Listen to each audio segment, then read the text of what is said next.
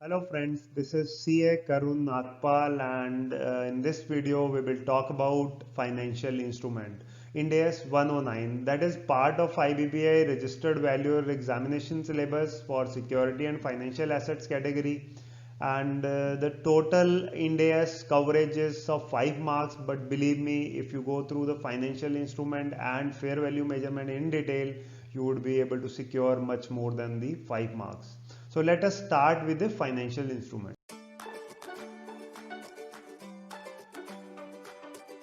Before proceeding with this standard, let me give you the background of this standard. This is 109 is not just alone, it should be read along with Ind AS 32 and Ind AS 107. So Ind AS 32 talks about the presentation, financial instrument classification, that is classified into financial assets, financial liability and equity instrument. It also talk about the compound financial instrument and what should be the treatment of compound financial instrument. And Ind AS 107 talks about the disclosure that are to be made in the financial statement to enable the users of the financial statement to evaluate the significance of financial instrument, to report the extent of risk of the financial instrument and how the entity is managing those risks. So that all is dealt in 107. So I would suggest you to go through Ind AS 32 at least along with the 109, because Ind AS 32 will build your basic concepts like what are financial instrument and what are its classification. So I'll try to cover the basic definitions defined under Ind AS 32 also. Coming to Ind AS 109, 109 talks about the recognition and measurement of the financial instruments. So when to recognize, how to recognize, and de-recognition, and then classification, and finally the expected credit loss. And at the end it also talks about the derivative instrument and hedge accounting. So let us start with the standard. Here we have the uh, contents of today's video. So we will talk about financial instrument, we will talk about the objective and scope of this standard, and when to recognize and in which circumstances the recognition is to be done. And we will talk about the classification, where various categories under which the financial instrument are classified, accounting for the financial instrument. Then we will talk about the impairment, so expected credit loss model. So various stages are there, we will talk about that. And finally we will talk about the hedge accounting. The objective of this standard is to establish the principle of financial reporting for financial assets and liabilities that get represented in the financial statement, so that the user of the financial statement can assess the value of the financial instrument and the uncertainty involved in the future cash flows. Because financial instrument is not something which is tangible, it is just the future expectation of cash flows. So this standard actually came after the subprime crisis in US, and the IFRS 9 board and FASB, they come up with the joint paper on it, and they suggested that the financial instrument should be reported at fair value, and there should be some future expected losses that should be recognized or provided for in the financial statements. Then moving further, the scope of this standard is applied to all entities and all type of financial instruments except those which are specified, like interest in subsidiaries, joint ventures, leases, employee benefit, and business combination, insurance contracts, etc. So financial instruments includes all receivables, payables, investment in share, bonds, borrowings, derivatives, and all.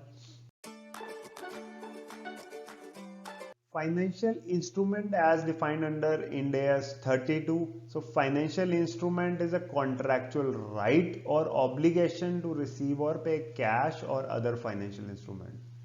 Also, can be defined as a contract that give rise to financial asset for one entity and a liability or equity of another entity. For example, loan. In case I take a loan from a bank, then for bank the loan will become a financial asset, and for me it will be a financial liability. So there should be condition that must be fulfilled to recognize any instrument as a financial instrument. There must be a contract, and the contract must give rise to a financial asset for one entity and a financial liability or equity for another entity. What are financial assets as per Ind AS 32? So financial assets can be defined as a cash equity instrument of another entity. For example, I am holding the share of Reliance. So for me, that share will be financial assets, and for Reliance it will be equity instrument. A contractual right to receive cash or other financial asset from another entity. Example, investment in debt instrument. A contractual right to exchange financial asset or liability with other entity under the potentially favorable condition.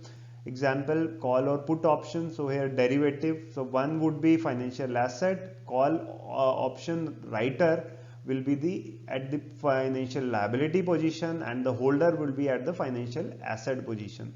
A contract that will or may be settled in entity owned equity instrument, that may be convertible bonds. So example may be investment in equity, debt, trade receivable, cash and cash equivalents, derivative, etc. A financial liability would be a contractual obligation to deliver cash or other financial assets to other entity, or a contractual obligation to exchange financial asset or liability with other entity under the potentially unfavorable condition. In the same example, the call or put option writer will be at a financial liability position. A contract that will or may be settled in entity owned equity instrument, example convertible bond. Example includes trade payable, loans, bank overdraft, bill payable, redeemable preference share, debenture, financial guarantee, etc. Then equity instrument would be a contract that evidence a residual interest in the asset of an entity after deducting all the liabilities. Let us understand this with the help of an example. So we have an example of compulsorily convertible preference share. Entity A issue preference share that are compulsorily redeemable at par in 10 years. Contractual obligation to deliver cash exists for the repayment of principal. The issuer cannot avoid the outflow of cash in year 10. So after 10-year completion of year 10, the issuer has to make the payment. Therefore, the preference share should be classified as a financial liability here. In another example, we have an example of perpetual coupon bearing preference share. So a perpetual instrument is issued at par for 100 million, requiring coupon payment of 8% to be made annually.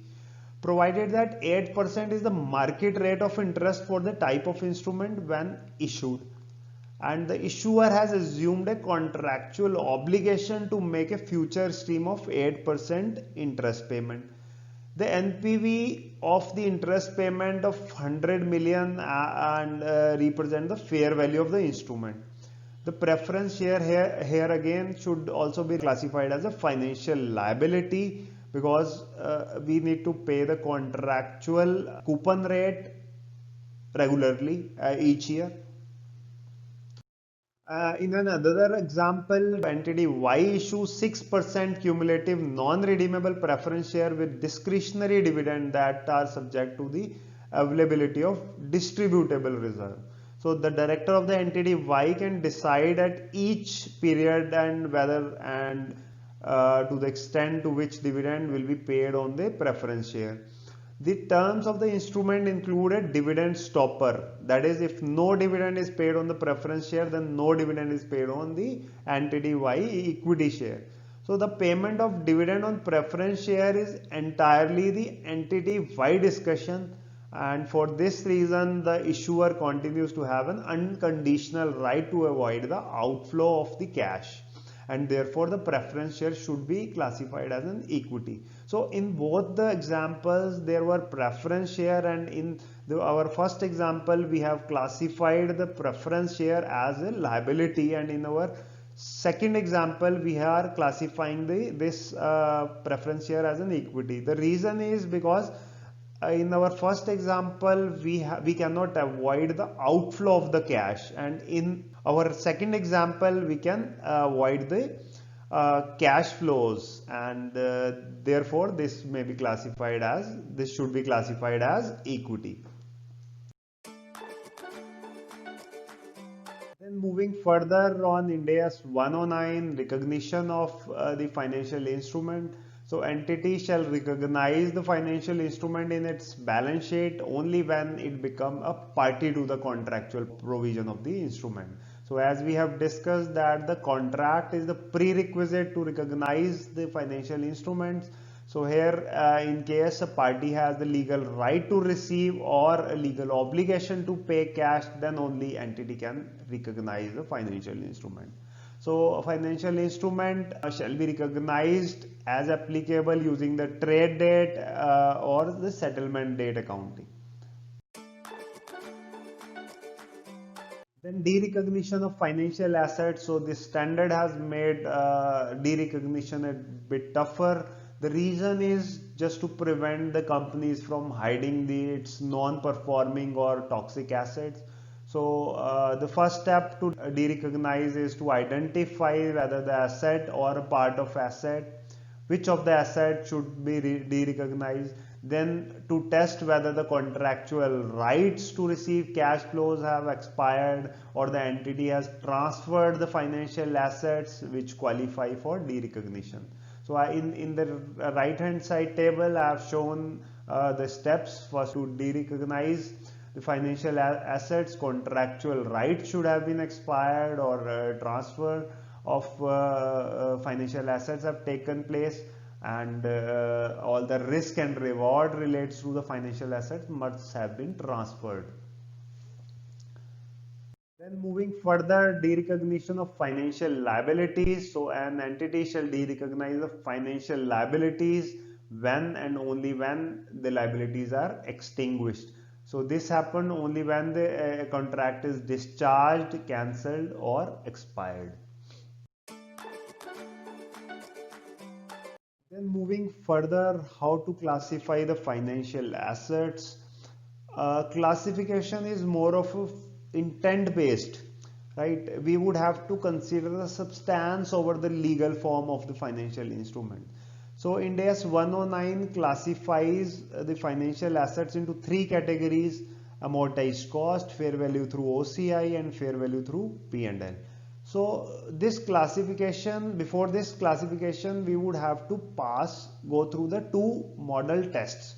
So first one is business model test.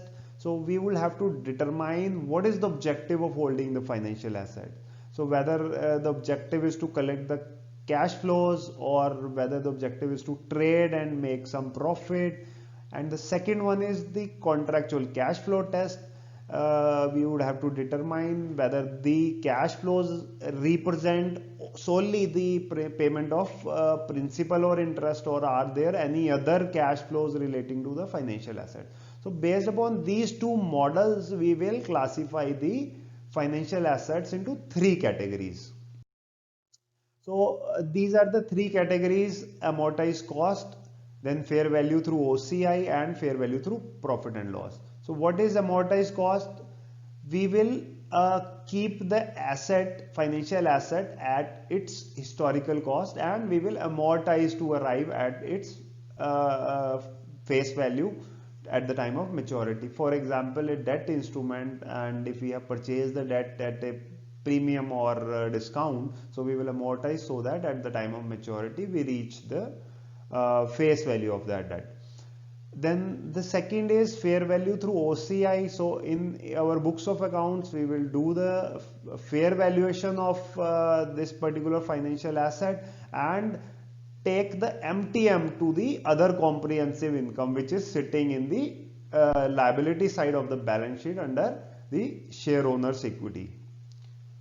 Then the third one is the fair value through profit and loss, which is we will do the fair valuation and will take the MTM to the P&L directly, and we will take the P&L hit. For the first one, let me give you an example. Suppose we have invested in a security and we our intention is to keep that security till maturity. So we will classify that at amortized cost. Then through OCI, if our intention is not trading, just we have classified that to available for sale. So we will treat that as a fair value through OCI, because taking the MTM to the P&L will distort the P&L. And the third one is residual category. So we will have to take the P&L hit in that category. Suppose we trade in some security and we make regular profit, so that will automatically go to P&L. So let us understand these three categories one by one. First category for classification of financial asset is at amortized cost. So to classify the financial asset at amortized cost, it has to pass the two tests. Business model test, that is to hold the financial asset to collect the contractual cash flows, and the contractual cash flow test, which represents solely the payment of principal and interest. So let us say take an example to understand it better. Suppose I invested in a particular bond and that bond will mature after 10 years. And that bond after 10 years I'll get the principal payment, and each year I'll get the interest payment. Here, if my intention is to carry that bond till the time of maturity and my objective is to collect the interest payment and the principal payment, then I am allowed to carry that particular investment in that bond as at amortized cost. So that is pretty clear, because I do not want to trade in that bond. That is why I am allowed to carry that at amortized cost. Now let us take an example to determine the characteristic of the financial instrument. Entity S lends 10 million to entity T. The term of the loan require entity T to repay 10 million in 3 years, and the loan is not prepayable. The interest rate on the loan is based on LIBOR plus 2% on 10 million payable in arrears at the anniversary of the lending. The rate of LIBOR is determined in advance, that is at the start of each annual period. There is no other feature in the contractual terms that result in any variability in the contractual cash flows. Now, even though the interest on loan is partly fixed and partly variable, the variable element is determined with reference to the market interest rate, and therefore entity S, the loan give rise on specified date to cash flows that are solely payment of principal and interest, and consequently this cash flows characteristic here is met. Then moving further to our next category of classification of financial assets, which is fair value through OCI. For this category, we will have to pass the business model test first. So business model test here says if our intention is to collect the contractual cash flows, which was same for the amortized cost category. However, in case we find a profitable deal here, so we are allowed to sell the assets. So if the model test says so, we will have to classify that at fair value through OCI. And the cash flows also are solely the payment of principal and interest. For example, in our previous example for amortized cost, we have taken the debt securities where we have intention to carry the security till the maturity, and our objective is to collect the interest, and at the time of maturity to collect the principal amount. But here, in case our intention is to, in between we find a profitable deal and our mind changed that we should keep it open so that in case we find a profitable deal, we are allowed to sell in between. In that case, we will have to classify that financial asset at fair value through OCI. That means what we will be doing, we will be classifying that financial asset to available for sale category, and we will be doing mark to market regularly, and we will be taking the MTM to OCI rather than P&L. So let us take an example here. So entity Y acquires a zero coupon bond. Entity Y acquires a zero coupon bond that was originally issued by entity X. The terms of the bond require prepayment of 10 million by entity X in 3 years and is not prepayable. The terms of the bond do not include a contractual interest rate because it is a zero coupon bond. Whether entity Y acquired the zero coupon bond at the date it was originally issued by entity X or a later date does not affect the assessment as to whether the asset can be classified at amortized cost or fair value through OCI by entity Y. At the date of acquisition, the entity Y has a financial asset that provides a fixed rate of interest and a repayment of principal. The fixed return is the difference between the amount paid to acquire the bond and the amount due from the X at the redemption. So in this case, if the entity Y acquires a zero coupon bond, then also again the characteristic has to be seen. Whether our intention is to resell it or whether our intention is to carry it till the maturity. If our intention is to carry till our maturity, even though we have acquired that bond in between, then also we will classify that as amortized cost. In case we are willing to sell that particular bond in between when we find it profitable, so we will classify that at fair value through OCI, and in case we buy that for trading, in that case we will have to classify that as fair value through P&L.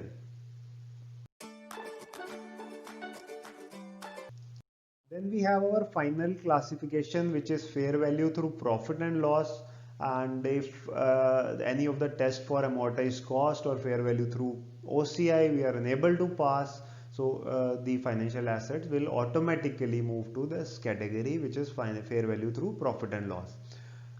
We also say it as a residual category. Also the financial assets that are held for trading, so if our purpose is just to trade in those assets, so this will be fair value through profit and loss. And then we have the designated fair value through profit and loss assets. So at the time of initial recognition, if we designate a financial asset as fair value through profit and loss, then also it will be fair value through profit and loss irrespective of the characteristic of the financial asset. So this standard give the entity a right to treat the financial asset at the fair value through profit and loss. That is called fair value option. So if the entity exercise that option at the time of inception, it will have to continue follow the fair value through profit and loss accounting. Let us take an example here. Entity A issues fixed rate debt. In order to economically hedge the fair value risk associated with the interest payment on the fixed rate debt, entity A concurrently enters into an interest rate swap with a bank. Receive fixed and pay floating, which has the same terms and payment dates as the debt. So only just the interest rate is converted from fixed to floating. The interest rate swap is a derivative that must be measured at fair value through profit and loss. Entity A does not wish to apply the fair value hedge accounting. So fair value hedge accounting is optional for an entity. If it has infrastructure to account for the fair value hedge accounting, then only entity should opt for this. because it does not wish to prepare any hedge documentation and it does not have the process in place to monitor the hedge effectiveness. By designating the fixed rate debt as at fair value through profit and loss on initial recognition, the entity will achieve a substantial offset in profit and loss against the fair value movements on the held for trading derivative. Because the instruments share a common risk, interest rate risk, entity A will seek to demonstrate that applying the fair value option result in more relevant information because it significantly reduces the measurement inconsistency that would otherwise arise from measuring the derivative at fair value through profit and loss and measuring the debt at amortized cost. So here in this example, what we have seen that we have a debt instrument, and that debt instrument although meet the principal characteristic of amortized cost, but we are not classifying that debt instrument at amortized cost because it will create a mismatch with the hedge instrument we have taken. So that is measured at fair value through P&L. So due to that, we have taken the fair value option and we are exercising this option and we are measuring the debt instrument at fair value through profit and loss so that we match our principles, so that the profit and loss should not show us the incorrect picture.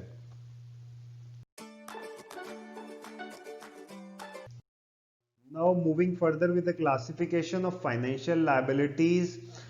So financial liabilities in general would be classified as fair value through amortized cost. However, there are some circumstances under which the financial liabilities will get classified through profit and loss account, fair value through profit and loss account. So when the financial liabilities are designated, so when the fair value option has been exercised for the financial liabilities, or when the financial liabilities are held for trading. So our intention is to trade in those liabilities. So in that case, we classify that at fair value through profit and loss, and the fair value through OCI category is more or less technically not available because the standard do not talk about the measuring the financial liabilities at fair value through OCI.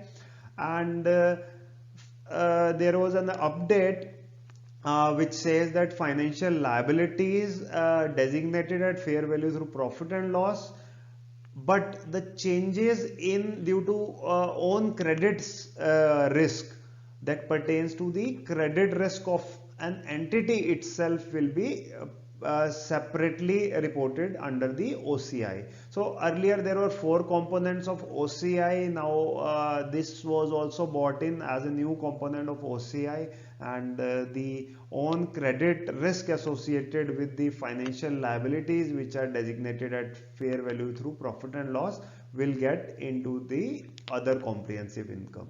So the example of financial liabilities which get categorized under amortized cost will be loans, debentures and etc. And fair value through profit and loss will be liabilities which are held for trading, derivatives, financial guarantees and contingent consideration. Let us now understand this with the help of an example. Entity L invests in debt instrument that has an interest rate linked with LIBOR. The contractual return is LIBOR plus 100 basis point except when the LIBOR is greater than 6%. For the period when LIBOR is greater than 6%, the contractual interest return changes to 1.5% multiplied by LIBOR. That will be if the LIBOR is 7%, the contractual return would be 10.5%. The debt instrument is not regarded as having contractual terms that give rise to the payment of cash flow solely dependent on payment of principal and interest, and therefore it should be measured at fair value through profit and loss account. Now let us understand the initial measurement of financial instrument. So initially the financial assets or liability will be measured at fair value plus minus the transaction cost. That is general for whether for amortized cost category or fair value through OCI, fair value plus minus transaction cost. However, in case of trade receivable that do not contain the significant financing component, general trade receivables, the value would be determined initially at their transaction price and not the fair value.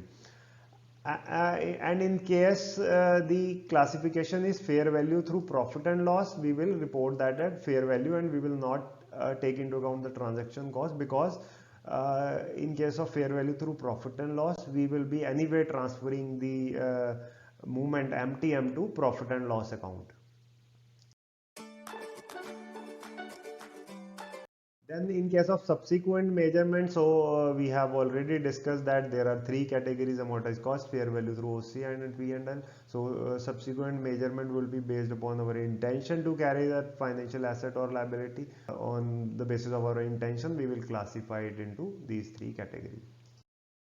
So let us understand this with the help of this table. The first category is amortized cost, wherein we have the collection of contractual cash flow business model test.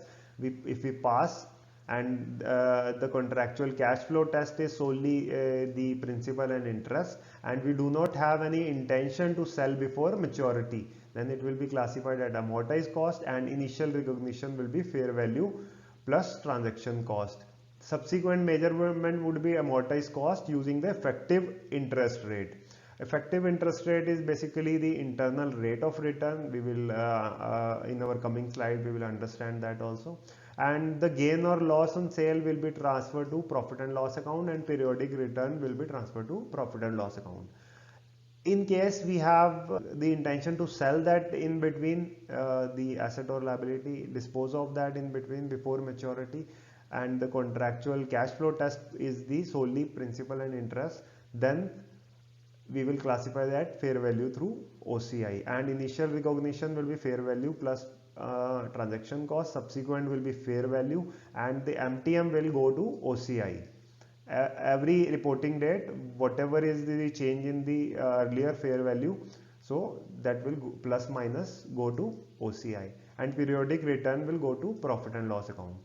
And the third category is residual category, which is either maybe assets or liability for trading, or either designated at fair value. Where we have exercised the fair value option. So in this case we will recognize that fair value through profit and loss, and initial recognition will be fair value, subsequent measurement will be fair value, and gain or loss MTM will go to profit and loss account, and return will obviously go to profit and loss account. Now, reclassification of financial assets and liabilities. So financial assets can be reclassified only when there is a change in the business model. Say for example, when we have intention to hold some securities till maturity, we have classified that as at amortized cost. Now suppose due to liquidity needs, we are not carrying that particular investment till maturity, and we intend to sell that. So we will have to make a reclassification from amortized cost to fair value through OCI, or maybe if we want to trade in that security from fair value from amortized cost to fair value through P&L. And for liability entities, not allowed to reclassify the liabilities. What we have seen, that entity is not allowed to reclassify any financial asset unless there is change in the business model. So let us take an example here. Entity D lends 10 million to entity E, and the loan is repayable in next 5 years. The contractual return on the loan for the first 3 years is derived from the movement in Sensex, that is an equity price index, and in year 4 and 5 the contractual return is fixed at 5%. So for first 3 years the movement will be derived from the Sensex, and the 4th and 5th year it is fixed.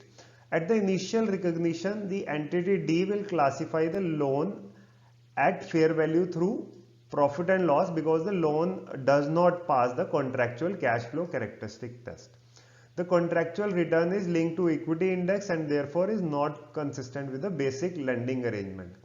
Now, after year 3, entity will not be allowed to reclassify the financial asset because there is no change in the business model after year 3, because the terms of the instrument have not changed since its initial recognition, and the asset will continue to be recognized at fair value through profit and loss account.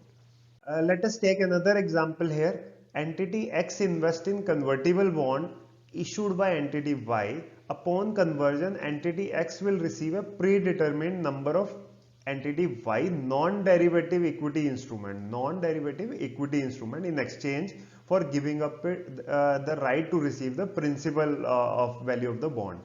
On conversion, the convertible bond is recognized and ceases to be measured at fair value through profit and loss. The equity instrument recognized may be classified at fair value through profit and loss or designated at fair value through OCI. At the initial recognition, the conversion does not give rise to reclassification because the original instrument got de-recognized. Now let us understand the reclassification with the help of this table. In this table we have reclassification from and reclassification to in the columns. So what we will do, we will reclassify the financial asset from amortized cost to OCI to P&L, and then from OCI to amortized cost and P&L, and from P&L to amortized cost and OCI. So let us start with this amortized cost to OCI. So under what circumstances we will transfer our asset from amortized cost to OCI? For example, if we have a debt instrument and we have classified debt as an investment, so we have classified that we will not going to sell till the maturity. That is why we were carrying that at amortized cost. And now maybe due to liquidity or whatever reason, we are not willing to carry that till maturity, so we will reclassify that particular asset from amortized cost to OCI in case we want to transfer to the available for sale category, and if we want to trade in that, we will transfer from amortized cost to fair value through profit and loss. For example, if we have a investment and its amortized cost was 120 and fair value is determined to be fair value 150. So what we will do in if we transfer that particular investment from amortized cost to fair value through OCI. So we will recognize that at fair value first of all at 150, and the difference between amortized cost and fair value, that will be OCI, that will be 30. We will recognize that in OCI, and there will be no change in the effective interest rate, and there will be no change in the expected credit loss. We will talk about that later in this video. And what if we want to trade in that investment classification from amortized cost to fair value through profit and loss? In that case, we will reclassify that at fair value through P&L. So we will recognize the fair value, and the difference we will recognize in P&L instead of OCI. So in case of fair value through OCI, we will recognizing this difference 30 in OCI. Now we will recognize this 30 in profit and loss account, and there will be no change in the interest revenue, expected effective interest rate, and expected credit loss. Then what if we want to transfer the fair value through OCI to amortized cost? So in case of transfer from fair value through OCI to amortized cost, earlier we were recognizing the asset at fair value.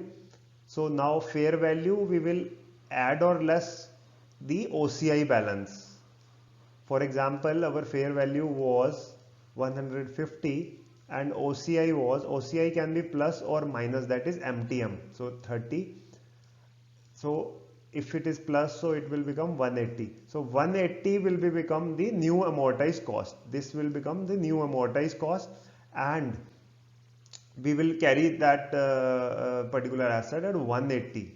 And then there will be no change in the effective interest rate and the expected credit loss calculation. And as per Ind AS 1, if any reclassification has impacted the profit and loss, since there is no impact on the profit and loss, so this will not be treated as a reclassification adjustment under Ind AS 1.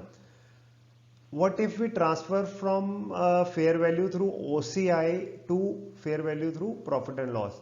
So it was already reported at fair value, so no change in that, just that we have to take this OCI balance 30 to the profit and loss. So we will transfer the 30 to profit and loss which was lying under OCI immediately after the reclassification. Since it has impacted the profit and loss, so it will be treated as the reclassification adjustment under Ind AS 1, and the interest revenue and impairment expected credit loss calculation will not get impacted. So whatever has been done in the past will be done, just that we have to reclassify this 30 to from OCI to profit and loss account. Now reclassification from fair value through profit and loss to amortized cost. So it was earlier reported at fair value. So now the fair value will become the new amortized cost. Whatever has gone in the past in profit and loss, we will not change that, because that has already been recognized. So whatever is the fair value will become the new amortized cost.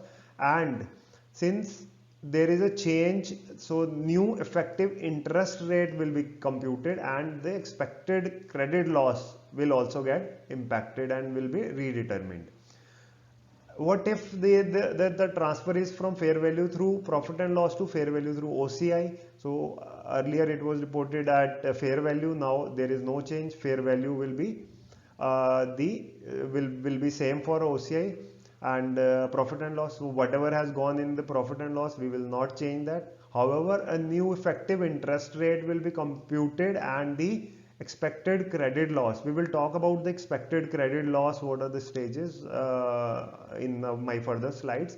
So there will be recomputation of the credit loss and the effective interest rate. So that is how these reclassification will get impacted in the financial statements.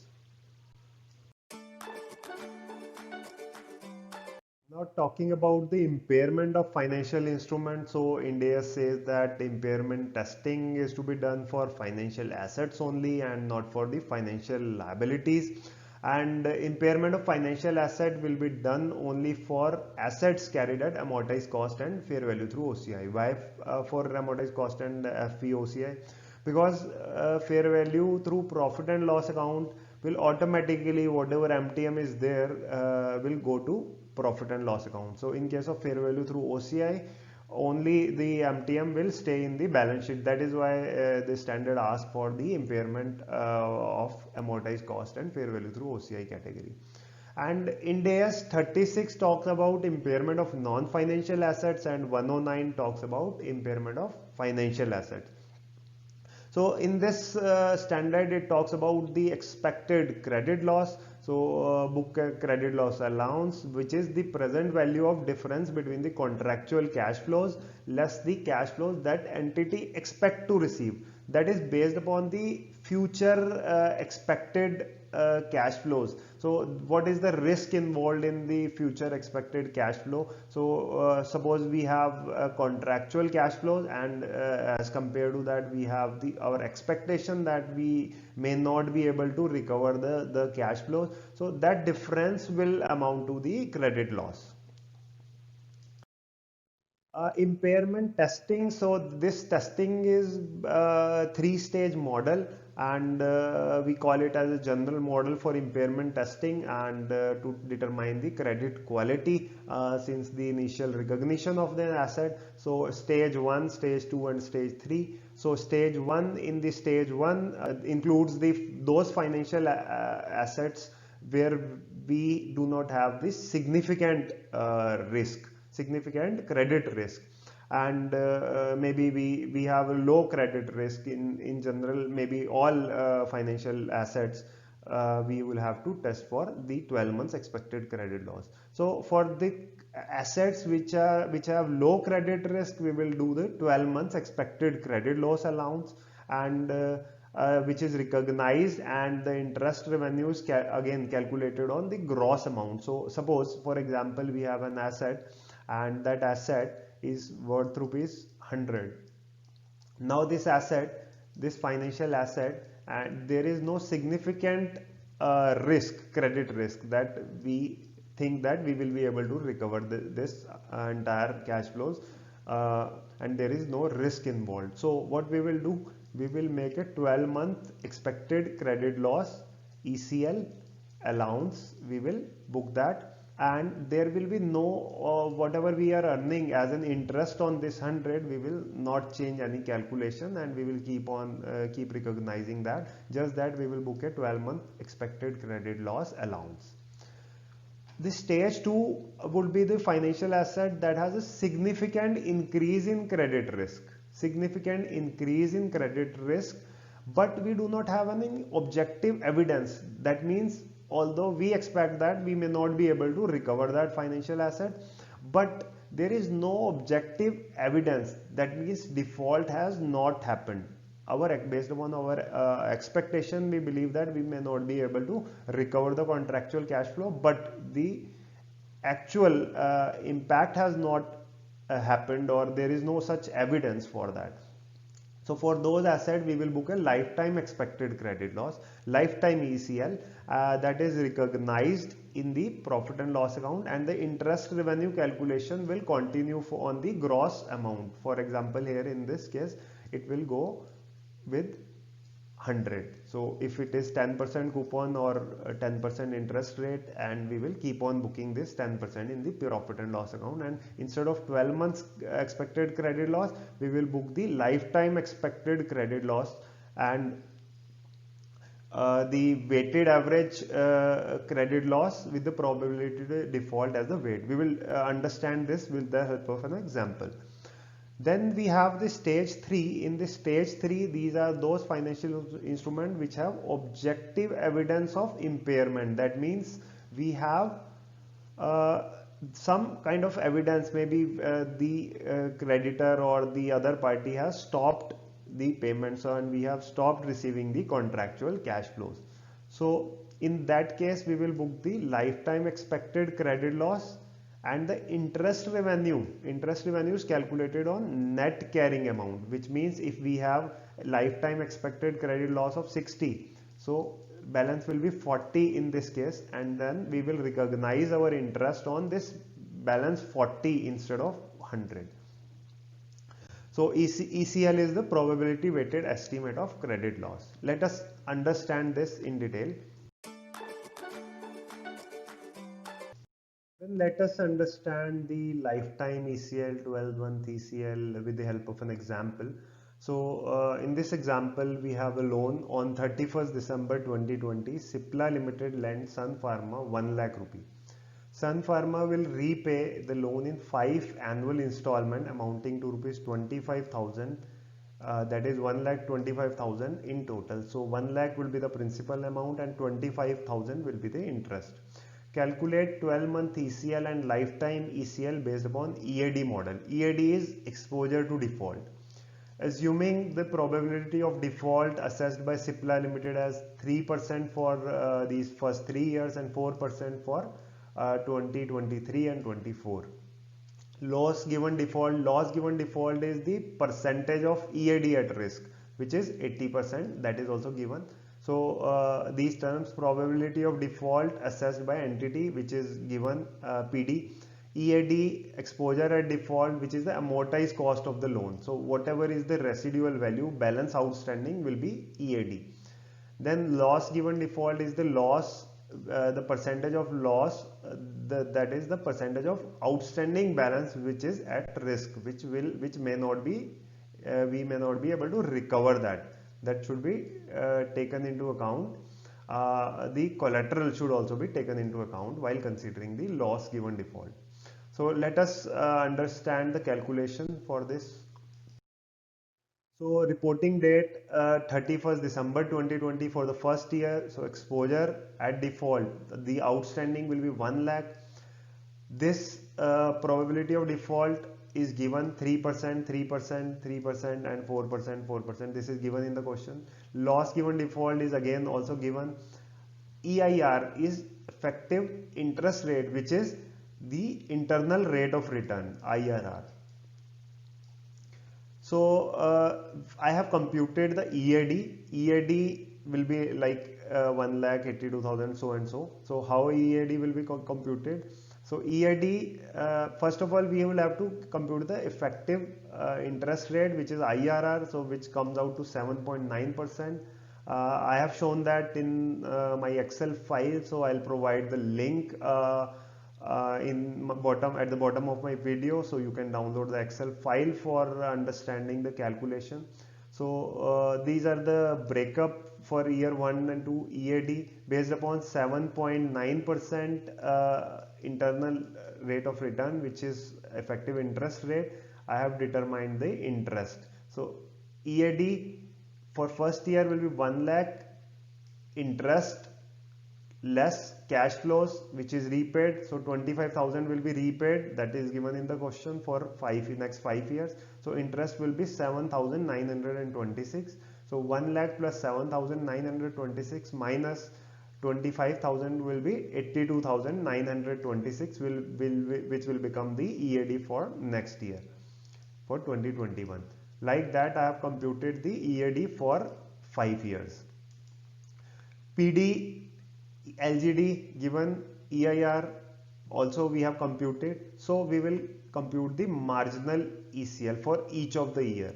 So this 2224 is, I have given here the formula, EAD multiplied by probability of default 3%. So exposure at default multiplied by probability of default multiplied by LGD, 80% of this value is at risk, so that is why 1 lakh into 80% into 3% is the probability of default, divided by the interest rate. So we will compute the present value using the effective interest rate, and n is the number of years. So in this case, first year it will be 1, so divided by 1.079.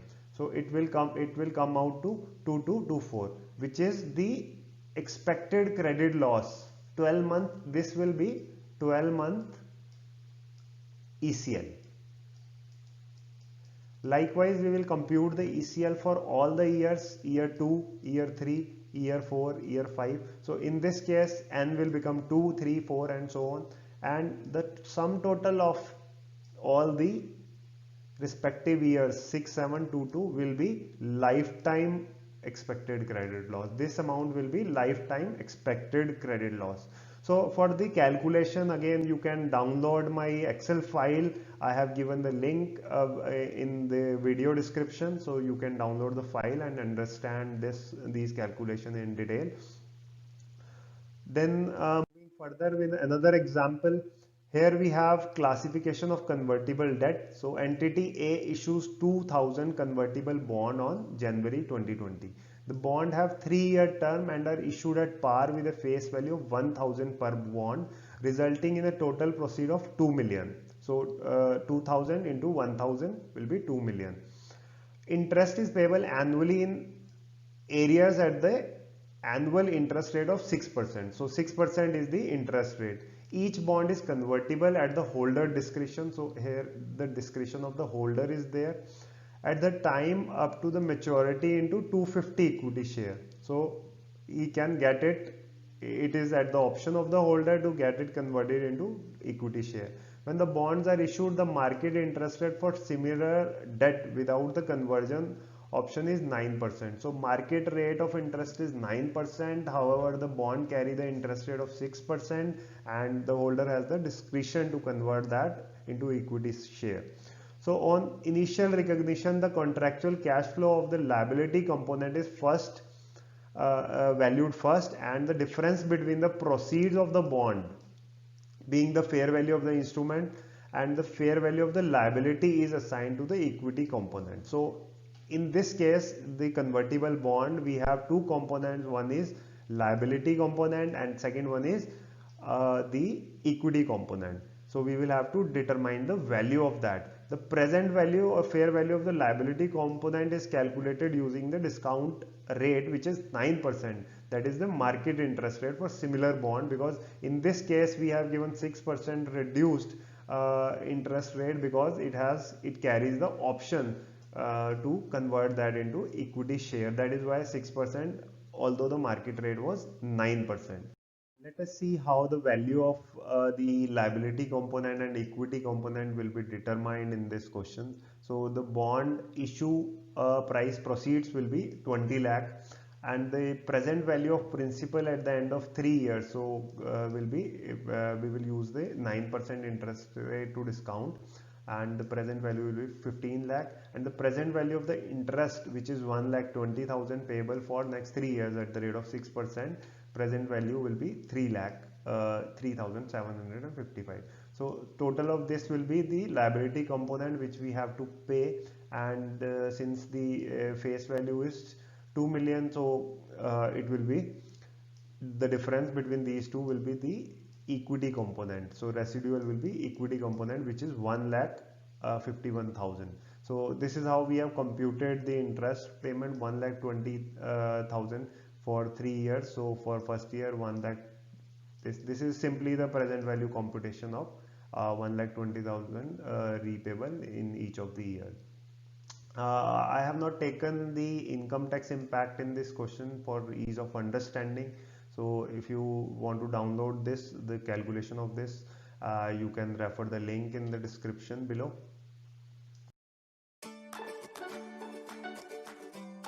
Then we have the simplified approach for impairment testing. So the financial assets such as the trade receivables, lease, contract assets. So these kind of assets which do not have a significant financing component, we can use the simplified approach. So Ind AS 109 allow us to use the simplified approach, which says that instead of 12-month ECL, we can recognize whether initially or at the later stage, we can recognize that at lifetime ECL. The simplified approach is required for trade receivable or contract asset that are result from a transaction within the scope of Ind AS 115. So Ind AS 115 is recognition of revenue from contracts. So which says that the simplified approach is compulsory for this category. And for trade receivable or contract asset that do contain the significant financing component, entity has a choice to apply the simplified approach, or maybe they can go for the 3-stage model.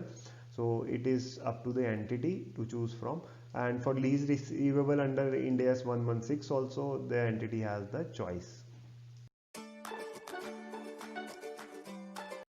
Now the final topic for today, which is hedge accounting. So as we understand, the hedge is to safeguard our assets, our cash flows, our fair value. So the objective of hedge accounting basically is to represent in the financial statements the effect of entities' risk management activities. So whatever risk management activities entity has undertaken, so what is the impact on the financial statement for that, so that there should not be a mismatch.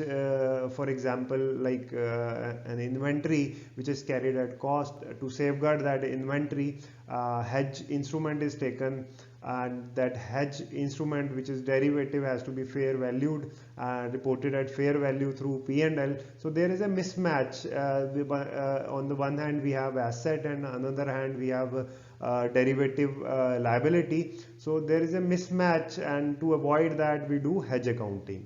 Basically there are 3 type of hedge relationship. So first one is cash flow hedge, as the name suggests. So this is to safeguard the cash flow of the entity. So maybe in case we enter into a interest rate agreement which is floating rate, to safeguard that we take the hedging, and the hedge instrument may be for the fixed rate. So interest rate swap agreement, we can say that, which is a cash flow hedge. And the another one is fair value hedge. In this we safeguard the fair value of our asset, and we enter into an agreement to safeguard the fair value, so that there should not be if there are, we expect that there are fair value movements, so to safeguard that So that may be through a fair value contract for the change in the prices of an inventory. If there are market fluctuations, so we enter into a contract, hedge contract. And the third one is hedge of a net investment in foreign operation, that is same as the cash flow hedge, and in this case hedge item being the investment in a foreign operation.